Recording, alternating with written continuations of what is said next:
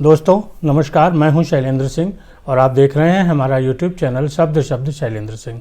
आज हमारे साथ हैं आदर्श व्यापार मंडल के अध्यक्ष संजय गुप्ता जी। संजय गुप्ता जी से हम आज की जो व्यापारी राजनीति है, व्यापारियों की समस्याएं हैं और आदर्श व्यापार मंडल का गठन कैसे हुआ, किस उद्देश्य से किया था और उसकी कहाँ तक पूर्ति हुई। संजय जी, बहुत बहुत आपका स्वागत है। धन्यवाद। सबसे पहले तो जो आदर्श व्यापार मंडल का आपने गठन किया था, कब किया था और क्या उसका उद्देश्य था?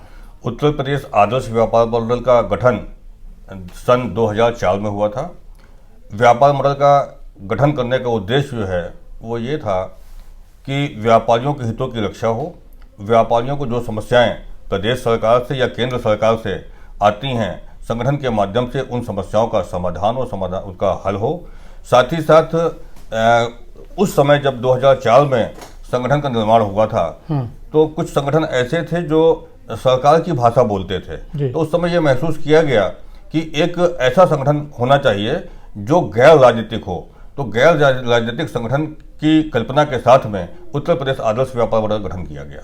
आपने जिन उद्देश्यों को लेकर गठन किया था, आज इतने लंबे समय हो गया संगठन का, क्या क्या मुख्य अचीवमेंट रहे जिनको आपने व्यापारियों के हित में काम किया? मुझे आज ये बताते हुए बहुत संतोष है कि पिछले 18 सालों में उत्तर प्रदेश आदर्श व्यापार मंडल ने अपनी कार्यशैली से व्यापारियों के बीच में, प्रशासन के बीच में और सरकार के बीच में एक विश्वसनीयता पैदा की है। अपने शैली के माध्यम से, अपने कार्यों के माध्यम से सरकार के ऐसे काम जो व्यापारियों के लिए हो सकते थे, उनके लिए हम लोगों ने सेतु का भी काम किया। जहां पर हम लोगों को ये आवश्यकता लगी कि ये बातचीत के माध्यम से नहीं होना होगा, संघर्ष के माध्यम से होगा, तो आदर्श व्यापार मंडल ने सड़कों पर उतर के उसके लिए संघर्ष भी किया। हम लोगों ने उसके लिए आंदोलन भी किए और आज उत्तर प्रदेश आदर्श व्यापार मंडल ने स्थानीय स्तर पर, प्रदेश स्तर पर और अनेक जगहों पर हम लोगों ने अनेक योजनाओं को लागू कराने में हम लोगों ने किया। कुछ विषय ऐसे हैं जो हम लोग आपसे कह सकते हैं आज 18 साल बाद। लखनऊ में बहुत महत्वपूर्ण जगह है हजरतगंज। हजरतगंज में भोपाल हाउस एक जगह है। सुश्री मायावती जी की उस समय गवर्नमेंट थी और भोपाल हाउस के पास में एक पार्क है शर्मा होटल के पास में, और उस समय तत्कालीन नगर आयुक्त उस पूरी पार्क को बंद कर रहे थे। आज जब व्यापारियों ने संगठन को बताया तो हम लोगों ने उस विषय को संज्ञान में लिया और उस विषय को हम लोगों ने मजबूती से उठाया। उस समय डॉक्टर दिनेश शर्मा जी नगर प्रमुख थे, उनके पास भी ले गए और हम लोगों ने व्यापारियों के आवागमन के लिए, आपने देखा होगा इस समय 2 रास्ते अगल बगल खुले हुए हैं। वो आदर्श व्यापार मंडल की ही देन है, उसकी वजह से ही वो खुले हैं। नगर निगम के सदन से भी 2 बार वो रिजेक्ट हुआ और शासन से भी उसमें कई बार बातचीत हुई, तब जाकर के वो दोनों रास्ते खुले हैं कि हम लोगों ने उल्लेखनीय कार्य स्थानीय स्तर पर इसका हुआ है। साथ ही साथ सुपर मार्केट जो है लालबाग में, इसको भी हम लोगों ने बचाने का काम किया, इसके लिए भी गए। मेडिकल कॉलेज के सामने कुछ दुकानें हैं, उसको भी तोड़ी जा रही थी, उसको भी हम लोगों ने रोकने का काम किया।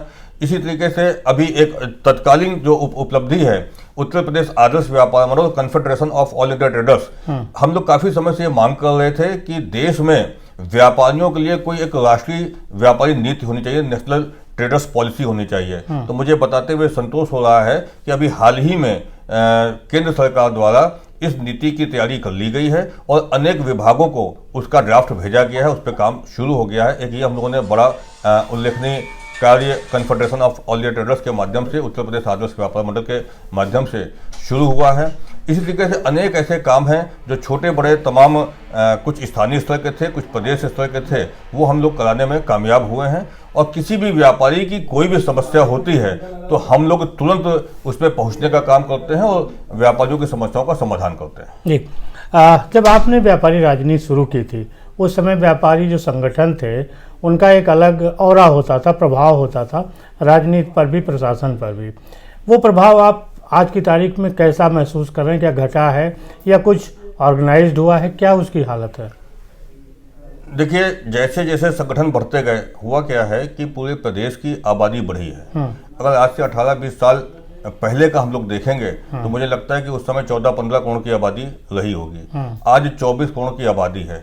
उसी अनुपात में व्यापारी भी बढ़े हैं। निश्चित रूप से जब व्यापारी बढ़ेंगे, बाजार बढ़ेंगे, तो व्यापार मंडल संगठन भी बढ़ेंगे, क्योंकि कोई एक संगठन, एक नेता पूरे प्रदेश को कंट्रोल कर पाए या पूरे प्रदेश में दौड़ कर पाए, जिसकी संभावना थोड़ी कम लगती है। तो निश्चित रूप से आवश्यकता के अनुसार अनेक बाजारों में, अनेक शहरों में अपनी अपनी आवश्यकता के अनुसार अनेक संगठनों का गठन हुए, जो कहीं ना कहीं सभी लोग अपने अपने हिसाब से, अपनी अपनी स्थितियों के हिसाब से, अपने अपने स्वभाव के हिसाब से व्यापारियों के हितों की रक्षा के लिए काम कर रहे हैं। निश्चित रूप से जितने संगठन बढ़ेंगे उतना ही कहीं ना कहीं व्यापारियों के हितों की बात होगी, और वो कहीं ना कहीं पॉजिटिव वे में गया है। लेकिन सरकार ने इसको निगेटिव में लिया है। सरकार ने कोशिश की है, कोई भी सरकार रही, चाहे वर्तमान सरकार रही हो या पिछली सरकार हो, वो इसको, हम लोग तो इसको सकारात्मक दृष्टि से देखते हैं, लेकिन सरकार इसको कहीं ना कहीं अपने हित लाभ की दृष्टि से देखती है। उनको लगता है कि व्यापारी बटे हुए हैं, कई संगठन हैं, लिहाजा ये एक नहीं है, इन पे कोई भी नीति लागू की जा सकती है। लेकिन जब भी कोई ऐसा बड़ा विषय आता है तो हम सब लोग अलग अलग संगठन के होने के बावजूद एक प्लेटफॉर्म पे आ जाते हैं और हम लोग एकजुट होकर के सारे संगठन एक तरीके से उसकी लड़ाई लड़ते हैं और हमें सरकार से सफलता मिलती है। अभी पिछले 7-8 साल पहले एक ऐसे ही विषय आया था, उसमें सारे संगठनों ने मिलकर के आवाज़ उठाई थी और हम लोगों ने एक बंदे की कॉल की थी, उसमें सरकार बैकफुट पर आई थी और सरकार ने जो है हम लोगों की बात को बुला करके माना था और सरकार ने बात सुनी थी। उत्तर प्रदेश आदर्श व्यापार मंडल ने अभी 2-3 साल पहले विदेशी ई कॉमर्स कंपनियों को लेकर के एक बड़ा आंदोलन शुरू किया था, प्रदेश बंदी की हम लोगों ने कॉल की थी। तब वर्तमान मुख्यमंत्री श्री योगी आदित्यनाथ जी ने उत्तर प्रदेश आदर्श व्यापार मंडल के प्रतिनिधि मंडल को बुला करके उनसे बातचीत की थी और हम लोगों की बातों को उन्होंने आगे केंद्र सरकार तक, प्रधानमंत्री जी तक पहुंचाने का वायदा किया था। तो निश्चित रूप से कहीं ना कहीं जितने संख्या बढ़ी है, व्यापारियों की समस्याओं का समाधान होने में आसानी हुई है, क्योंकि जो नीतिगत विषय होते हैं वो तो सरकार से संबंधित होते हैं, लेकिन स्थानीय स्तर पर जो समस्याएं होती हैं वो जब तक स्थानीय व्यापार मंडल मजबूत नहीं होगा तब तक उन समस्याओं का समाधान नहीं हो सकता है। तो लिहाजा जो संगठन बढ़े हैं ये सकारात्मक दृष्टि से बढ़े हैं। आपने व्यापारी राजनीति कब शुरू की थी, किस उम्र में? हमें लगभग 30 साल हो गया व्यापार मंडल की सेवा करते हुए, व्यापारियों की सेवा करते हुए। पिछले 30 सालों से हम लोग सेवा कर रहे हैं और आदर्श व्यापार मंडल के रूप में हम लोग 2004 से इस फील्ड में हैं। अच्छा, अब थोड़ा सा एक सवाल है कि जीएसटी को लेकर सरकार ने कहा था कि व्यापारियों के हित में होगी। आप 16-17 में लागू हुई, 5 साल हो रहा है, किस स्थिति में है जीएसटी? देखिए, जीएसटी विश्व की सबसे अच्छी कर प्रणाली है, लेकिन भारत में जीएसटी जिस रूप में आई है उसने इसकी मूल अवधारणा को कहीं ना कहीं धूमिल किया है। भारत के संघीय ढांचे की वजह से जीएसटी कई स्टेज में और कई स्टेप में हो गई और सिंगल जीएसटी होनी चाहिए थी, लेकिन वो एसजीएसटी, आईजीएसटी करके अनेक उसमें हो गए और जीएसटी के कई उसमें स्लैब हो गए। हम लोग ये मान रहे थे कि 1 या 2 स्लैब रहेंगे और सिंगल जीएसटी रहेगी, लेकिन जीएसटी जो भारत में आई वो थोड़ा सा चेंज आई और कहीं ना कहीं जीएसटी अभी लोगों की समझ में ठीक से नहीं आ पा रही है।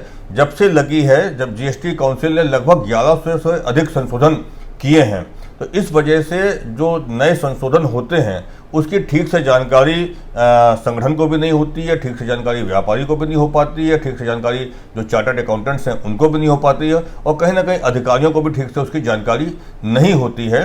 ये थोड़ा कठिन है, लेकिन धीमे धीमे जीएसटी अपनी गति पकड़ रही है और मुझे लगता है कि 1-2 साल में जीएसटी का स्वरूप बिल्कुल ठीक हो जाएगा और हम लोग जीएसटी के अनुरूप हो जाएंगे, जीएसटी हमारे अनुरूप हो जाएगी। पहले व्यापारी संगठन राजनीति में भी थे, लेकिन राजनीतिक प्रतिनिधित्व व्यापारी संगठनों का कमजोर हुआ है, क्या वजह है इसकी? मैंने अभी आपको जैसे बताया कि आदर्श व्यापार मंडल का जो जन्म हुआ वो इसी कॉन्सेप्ट के साथ हुआ कि गैर राजनीतिक संगठन के रूप में रहें। संगठन को गैर राजनीतिक होना चाहिए, लेकिन व्यापारियों को कहीं ना कहीं राजनीति में आना चाहिए, क्योंकि यदि सदन में हमारी आवाज़ उठाने वाला कोई नहीं होगा तो निश्चित रूप से हमारी आवाज़ दब जाएगी या आपकी बात ठीक तरीके से नहीं पहुँच पाएगी। तमाम नीतियाँ बनती हैं, अधिकारी बंद कमरे में बना लेते हैं, उसके बाद संगठन को उसके लिए लड़ना पड़ता है। यदि हमारा कोई प्रतिनिधि विधानसभा में होगा, लोकसभा में होगा, राज्यसभा में होगा, विधान परिषद में होगा, नगर निगम में होगा, तो निश्चित रूप से जो नीतियां बनेंगी उन नीतियों के बनते समय हम लोग उसमें भागीदार होंगे और हम लोग के सुझाव उसमें होंगे, तो वो नीतियां सही बन सकेंगी। और राजनीति में अगर व्यापारी होगा तो व्यापारियों का प्रभाव भी आगे बढ़ेगा। तो मेरा ऐसा मानना है कि संगठन तो नॉन पॉलिटिकल होना चाहिए, लेकिन व्यापारियों को कहीं ना कहीं पॉलिटिक्स में भी आना होगा, तभी उनकी समस्याओं का समाधान आसानी से हो सकेगा। जी, देखा गया था कि पहले जो व्यापार करते थे एक बनिया कम्युनिटी करती थी, लेकिन बाद में सभी जातियां उसमें आ गई। इसका सकारात्मक प्रभाव है या कैसे आप देखते हैं इसको? देखिए, भारत की जो वर्ण व्यवस्था थी उसमें ब्राह्मण, क्षत्रिय, वैश्य, शूद्र उस समय काम के आधार पर बांटा गया था, और जो लोग व्यापार का काम करते थे उनको बनिया कहा गया था, और धीमे धीमे वो बनिया एक जाति का रूप ले ली, और ये माना जाता है कि अग्रवाल, गुप्ता, जैन, ये जो बनिया जात में जन्म लिया है, ये ही लोग व्यापार करेंगे।